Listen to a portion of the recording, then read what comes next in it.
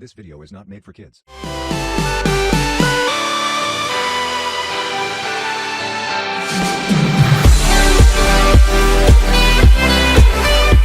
Hello and welcome everyone. आज हम लोग पढ़ने वाले हैं पतझड़ की टूटी पत्तियां। तो इस चैप्टर के अंदर दो पार्ट्स हैं। फर्स्ट पार्ट से हम लोग पढ़ना शुरू करते हैं।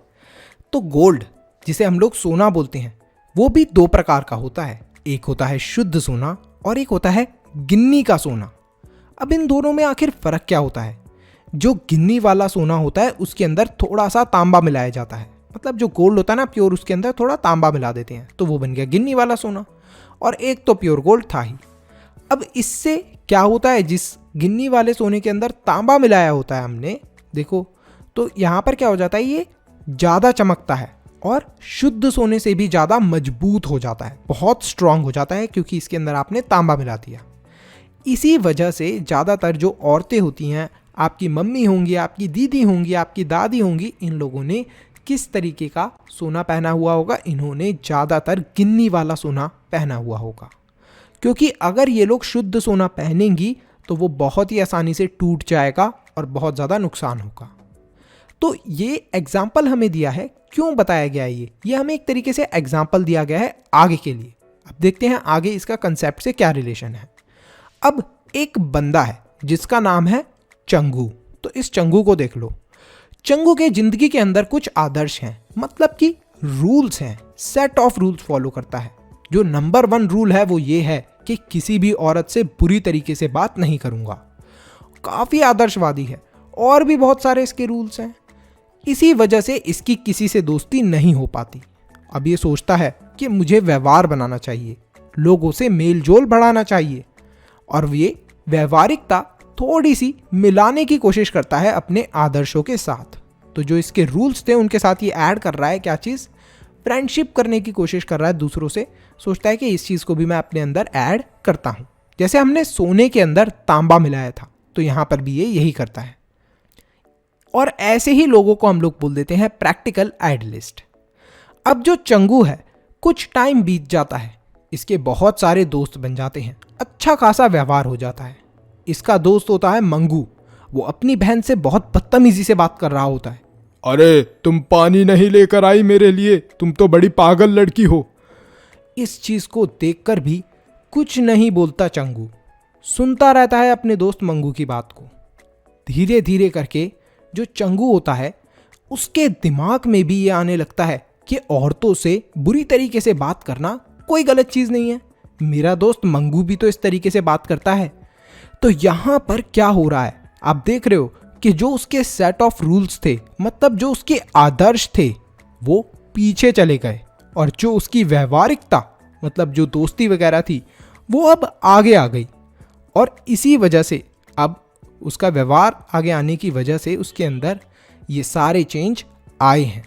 तो अब आपको समझ में आया होगा कि कैसे शुरुआत में चंगू ने सोना, मतलब कि जो उसके शुद्ध आदर्श थे, उनके अंदर थोड़ी सी व्यवहारिकता, मतलब कि थोड़ा सा तांबा मिलाने की कोशिश करी थी, लेकिन बाद में उल्टा ही हो गया।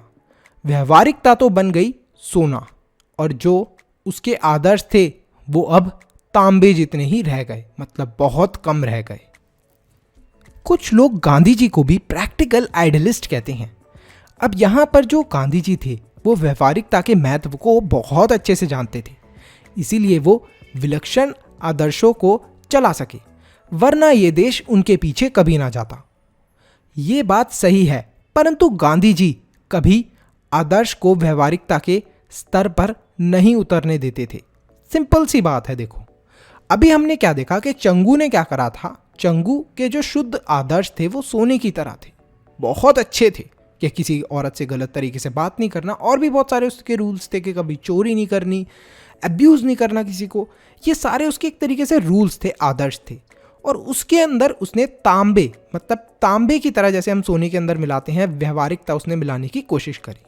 यहाँ पर गांधी जी कुछ उल्टा कर रहे थे। गांधी जी व्यवहारिकता के अंदर थोड़ा सा सोना मिला रहे थे, मतलब कि गांधी जी ये समझ लीजिए तांबे के अंदर थोड़ा थोड़ा सोना मिला रहे थे। सर कुछ समझ में नहीं आया। अब जो भी लोग गांधी जी के पास आते थे वो उन्हें अपने से जोड़ने की कोशिश करते थे। और जब वो अपने से जोड़ते थे फिर उसके बाद वो उनके अंदर आदर्श मतलब कि कुछ अच्छी क्वालिटीज या सेट ऑफ रूल्स डाल दिया करते थे।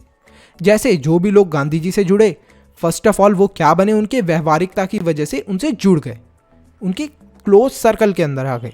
और फिर उन्होंने धीरे धीरे करके उन लोगों के दिमाग के अंदर ये डाला कि औरतों से बुरी तरीके से बात नहीं करनी चाहिए, कास्ट के अंदर डिफरेंस नहीं करना चाहिए, हमें सबको इक्वल ट्रीटमेंट होना चाहिए। तो ये सारी चीज़ें गांधी जी ने बहुत ही क्लेवरली और बहुत ही अच्छे से यूटिलाइज करी और चले भी गांधी जी इन सब आदर्शों को लेके। व्यवहारवादी लोग हमेशा सजग रहते हैं, हर काम लगभग हानि का हिसाब लगाकर करते हैं, मतलब कोई नुकसान ना हो जाए इस चीज़ का हिसाब लगाकर ही वो काम करते हैं। वो जीवन में सफल होते हैं, दूसरों से आगे भी जाते हैं, लेकिन कभी ऊपर नहीं चढ़ पाते। खुद ऊपर चढ़ें और साथ में दूसरों को भी ऊपर ले जाएं, ये काम सिर्फ आदर्शवादी लोग ही कर पाते हैं। अब इससे क्या मतलब है, जैसा आपने गांधी जी को देखा वो आदर्शवादी थे, मतलब लोग क्या करते थे उनको फॉलो करते थे। जो व्यवहारवादी लोग होते हैं ये दोस्ती बनाने में या फिर एक अपना सर्कल जो हो गया, फ्रेंड सर्कल हो गया, उसे बड़ा करने में ही लगे रहते हैं कि यार मेरे और लोगों से कनेक्शन बन जाए, जुड़ जाऊं। समाज के पास अगर हम लोग देखें कि ये सारी नॉलेज या फिर ये सारी चीज़ें जो हम देखते हैं आजकल हमें ज्ञान वगैरह मिला है, ये ज़्यादातर हमें किनसे मिलता है, आदर्शवादी लोगों से मिलता है। व्यवहारवाद लोग तो केवल समाज को नीचे गिराने का काम करते हैं। तो यहाँ पर जो व्यवहारवादी लोग होते हैं वो समाज में नीचे गिराने का काम करते हैं। समाज को कैसे गिराने का काम करते हैं, जैसा मैंने आपको बताया कि जो चंगू था उसने दोस्ती करी थी मंगू से। अब यहाँ पर जो मंगू था वो अपनी बहन से बुरी तरीके से बात कर रहा था और चंगू के ऊपर भी उसका गलत असर पड़ा और वो भी उसी तरीके से बिहेव करने लगा। यहाँ पर उसने जो उसके आदर्श थे उन्हें पीछे छोड़ दिया। तो ये चीज़ हमें बताई गई है कि जो व्यवहारवादी लोग होते हैं वो थोड़ा पीछे रह जाते हैं, अपने जो आदर्श हैं उन्हें भूल जाते हैं, यारी दोस्ती ग्रुप कनेक्शन इन सब की वजह से। तो अब हम लोग पढ़ने वाले हैं सेकंड पार्ट, झेन की तेन।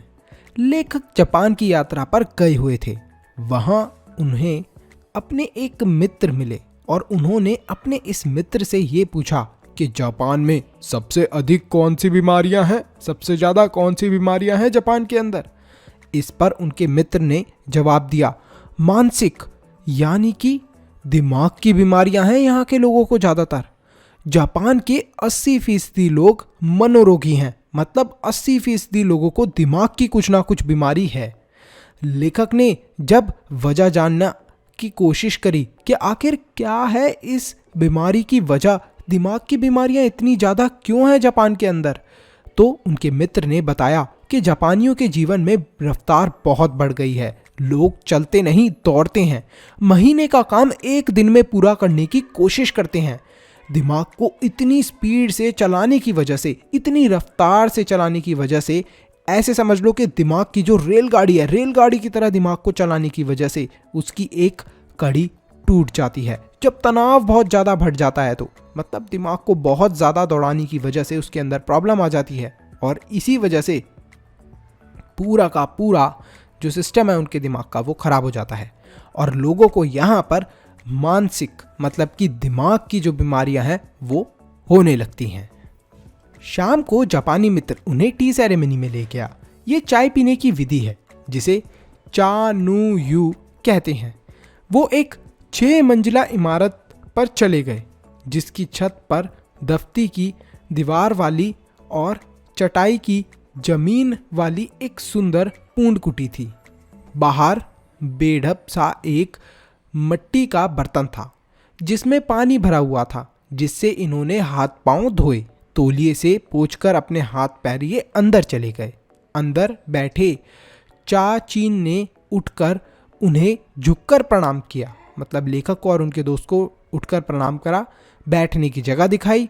उसने अंगीठी सुलगाकर, मतलब जो अंगीठी होती है एक तरीके से आपने चूल्हा देखा होगा जिसके अंदर हम लोग खाना पीना बनाते हैं, इसी तरीके से अंगीठी होती है, तो उसको सुलगाकर उसके ऊपर चायदानी रखी। चायदानी रखने के बाद बगल के कमरे में वो गया और वहाँ से कुछ बर्तन लेकर आया। उसे तौलियों से साफ करा, जो बर्तन था उसे अच्छे से तौलिए से साफ करा। वो सारी क्रियाएं इतना गरिमापूर्ण तरीके से कर रहा था जिससे लेखक को उसकी हर मुद्रा से सुर सा सुनाई दे रहा था। मतलब लेखक को ऐसा लग रहा था कि कुछ ना कुछ इसकी मुद्राओं के अंदर कुछ ना कुछ जो भी एक्टिविटी कर रहा है बहुत अच्छी कर रहा है ये एक्टिविटी। वातावरण इतना शांत था कि चाय का जो उबलना था वो भी साफ सुनाई दे रहा था। मतलब आप सोच सकते हो इतना भी शोर नहीं था कि चाय के उबलने की आवाज़ तक उन लोगों को अच्छे से सुनाई दे रही थी। चाय तैयार हुई और चाचीन ने चाय को प्यालों में भर दिया। उसने 3 मित्रों के सामने रख दी ये जो चाय थी।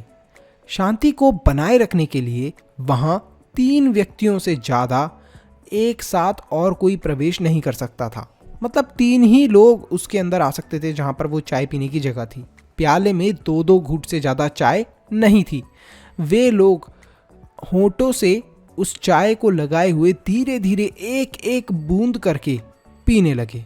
1.5 घंटा लगभग उन्हें लग गया था इतनी थोड़ी सी चाय को पीने में। पहले 10-15 मिनट तक तो लेखक इसी उलझन में रहे कि भाई इस चाय को जल्दी पी लूँ या कैसे पीऊँ।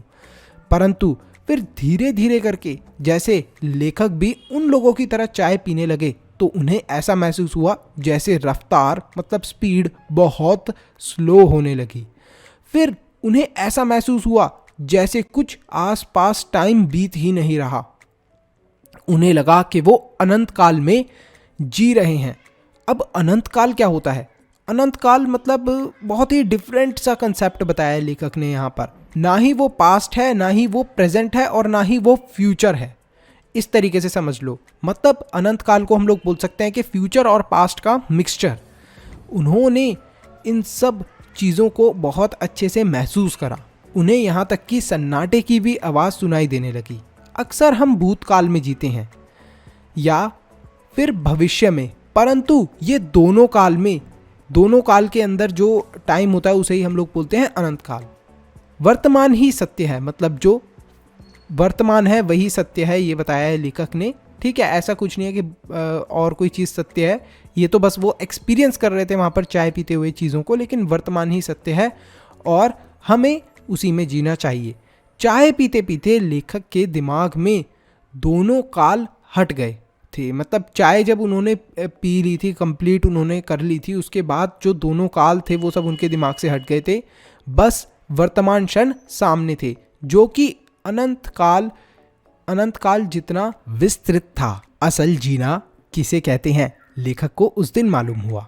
ये जो सेकंड पार्ट है इसके अंदर बेसिकली लेखक ने ये जो टी सेरेमनी थी इसके अंदर एक्सपीरियंस करा शांति को। हम लोग जो भाग दौड़ की जिंदगी में लगे रहते हैं उससे बिल्कुल अलग दुनिया को। लेखक रविंद्र केलकर का जन्म 7 मार्च 1925 को हुआ था। तो यहीं पर हमारा ये चैप्टर ख़त्म होता है। अब मैं आपसे क्वेश्चन पूछना चाहता हूँ, क्या आप लोग भी शांति को कभी आपने भी महसूस करा है? इतनी शांति हो गई हो कि आपको चाय के उबलने की भी आवाज़ सुनाई दी हो?